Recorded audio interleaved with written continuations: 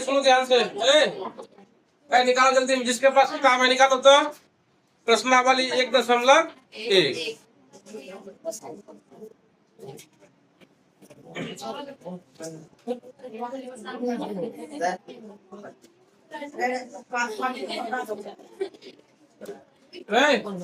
करा मछली बाजार की मछली करा करो बेकार। देखो तुम ध्यान से, इसमें कह रहे सवाल, पहला सवाल है कि क्या शून्य एक परिमेय संख्या है? ध्यान समझना, क्या कह रहा है? शून्य जो है, जीरो जो है, एक परिमेय संख्या है। क्या इसे आप पी बटा क्यू के रूप में लिख सकते हैं, जहाँ पी और क्यू पूर्णांक है और Q does not equal to zero? तो सबसे पहले ये समझना होगा पूर्णांक क्या कहते हैं, परिमेय संख्या होता किसे है? बोल, किसे पी बटा क्यू के रूप में लिखा जाता है? परिभाषा अधूरा है, तुम लोग बोला है जीरो, ये बोलना ही पड़ेगा। सुनो ध्यान से, जो पी बटा क्यू के रूप में हो और क्यू का मान जीरो नहीं होना चाहिए।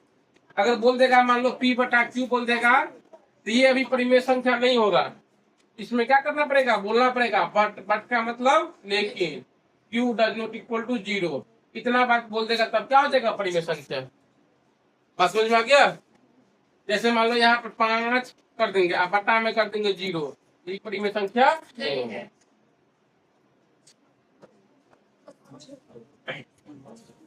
हाँ तो देखो इसके बाद इसमें सवाल क्या कर रहा है, कह रहा है शून्य जो है एक परिमेय संख्या है।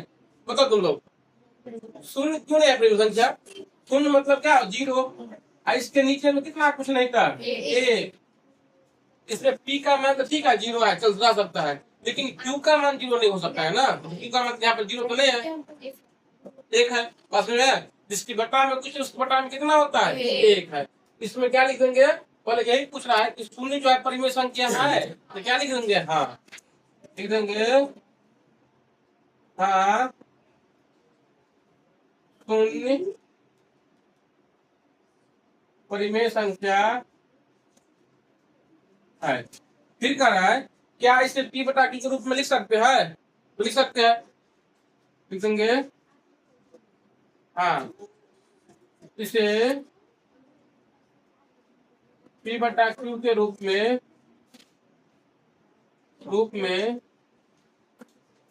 लिख सकते हैं। फिर कह रहा है इसमें जहाँ पी और क्यू पूर्णांक है और क्यू इधर भी दिया हुआ है।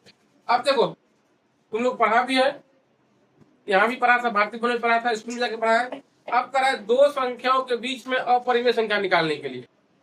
अब संख्या कैसा भी हो सकता है, मतलब परिमेय भी हो सकता है, पूर्णांक हो सकता है, कुछ भी हो सकता है ना।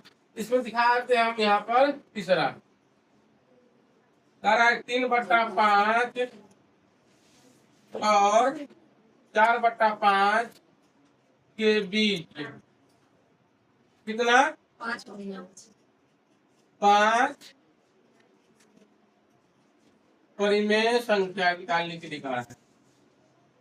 देखो तो पहला विधि में क्या बोले थे बताओ तो, क्या बोले थे, 1/2 इंटू एक्स प्लस वाई। इस तरीका पर आज नहीं बताएंगे, है ना। तुम लोग स्कूल में पढ़ के आए ना, वही तरीका बताते हैं, है ना। 5 को कोला निकालने के लिए ये कब लगता है, नीचे में सेम होना चाहिए तभी नियम लगेगा। हम इस पर रिसर्च की थोड़ा देखे, वो सभी नंबर पे नहीं लगता है। इसमें लगाने का भी कुछ कंडीशन होता है, तो क्या होना चाहिए, नीचे में होना चाहिए, सेम होना चाहिए। 5 को निकालना है ना, तो जितना निकालना है उसमें 1 जोड़ देंगे, तो कितना हो जाएगा 6। 6 में गुना करेंगे छोटी संख्या वाला को, 6 में इससे गुना नहीं करेंगे, इस दोनों में जो छोटी होगा उसमें 6 से ऊपर नीचे क्या कर देंगे, गुना कर देंगे। बात समझ में आया? तो बताओ पूरी संख्या यहाँ पर कौन है, 1/5। इसमें गुना कर देंगे 6 से 2 में और 6 से 1 में, तो 6 तो कितना हो जाएगा 18/30, 18/30 हो गया ना। अब इसके बाद बढ़ाते जाएंगे, है ना। अब क्या करेंगे, फिर अपना लिख लेंगे, तो लिखो अब 5 परिमेय संख्या अब इसमें कितना है 19/30, फिर 20/30, 21/30, 22/30, 38/30, ये हो जाएगा। अब देखो मान लो कोई ले लेगा यहाँ पर 24/30, है ना, इसको थोड़ा काटो तब, तो 4/5, क्या हो गया 4/5, ये ले सकता है। इस दोनों के पीछे लेने की, दोनों को काटा तो क्या निकल 4/5 निकल गया। इससे पहले क्या संख्या लिया हो, इसमें लगाने का क्या होता है, कुछ नियम होता है इसमें।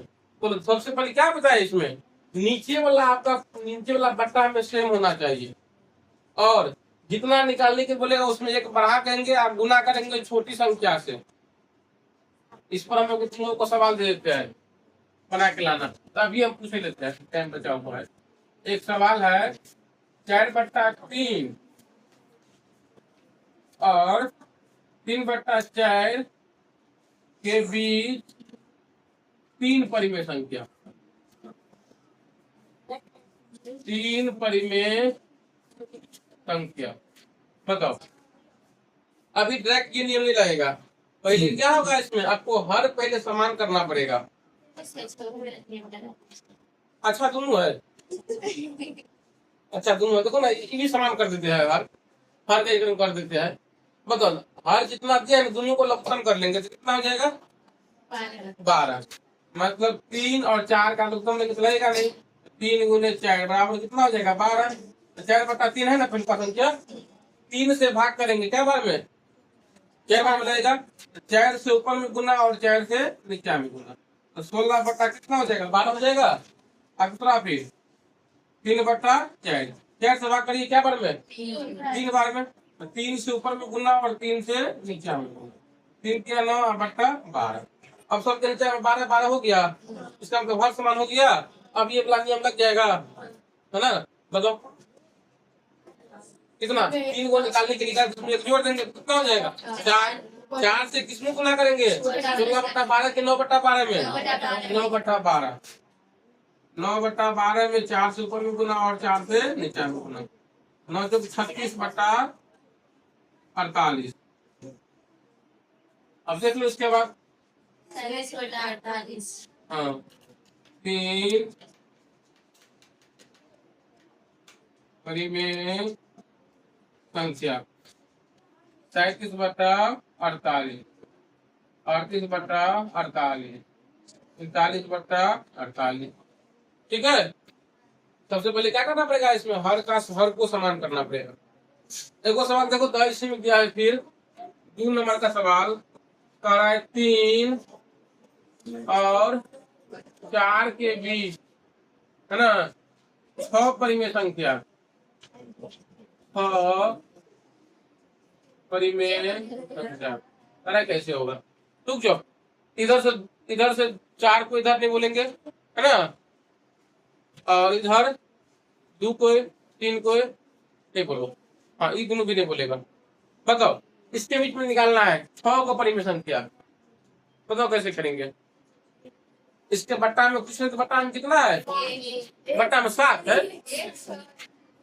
3/1 और 4/1, नीचे में समान है, आराम से लग जाएगा सूत्र। चलो बताओ कितना लोग को मना, कितना लोग नहीं बोलेगा, प्रिंस कुमार तू भी बोल, 6 को निकालना है।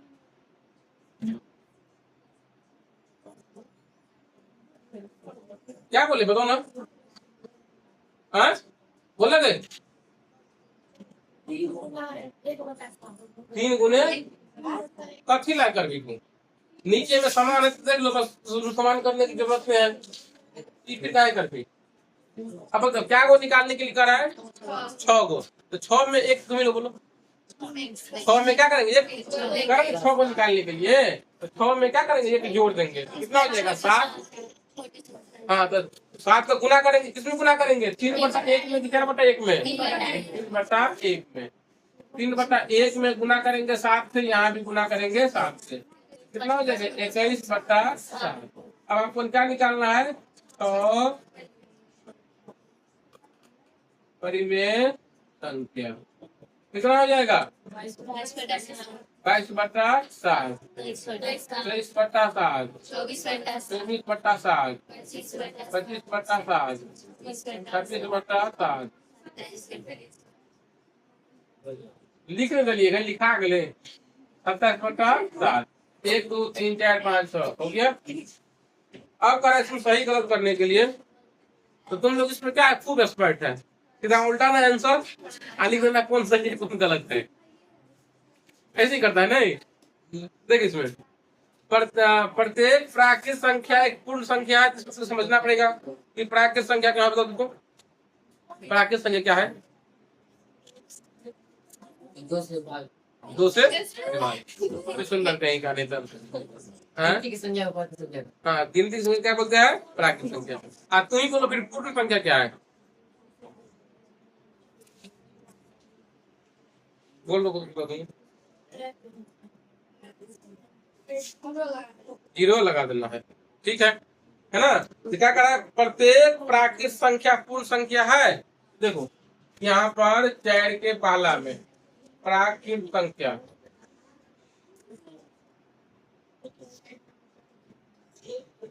1 2 3 4 5 डॉट और यहाँ पर क्या है? पूर्ण संख्या 0 1 2 3 4 5। इसमें क्या कर रहा है? ये प्राकृत संख्या जो है पूर्ण संख्या में है ये पूछ रहा है। है सब है, एक है यहाँ पर देख, इसमें भी है, 2 है 3 है 4 है 5 है। लेकिन इसमें तो उल्टा पूछ देगा कि पूर्ण संख्या प्राकृत संख्या है नहीं है, क्योंकि इसमें 0 है इसमें 0 नहीं है। लेकिन अभी प्रश्न के हिसाब से कहो सत्य होगा कैसा होगा? सत्य होगा, सत्य होगा। दूसरा कह रहा है इसमें प्रत्येक पूर्णांक एक पूर्ण संख्या है। पूर्णांक का मतलब क्या होता है? 4/5, 3/6, 8/9। ये कह रहा है ये पूर्ण संख्या है नहीं है, है ना। तो प्रत्येक परिमेय संख्या एक पूर्ण संख्या है, तो तुम लोग बनाना है। इसके बाद खत्म हो गया। कल हम चेक करेंगे फिर।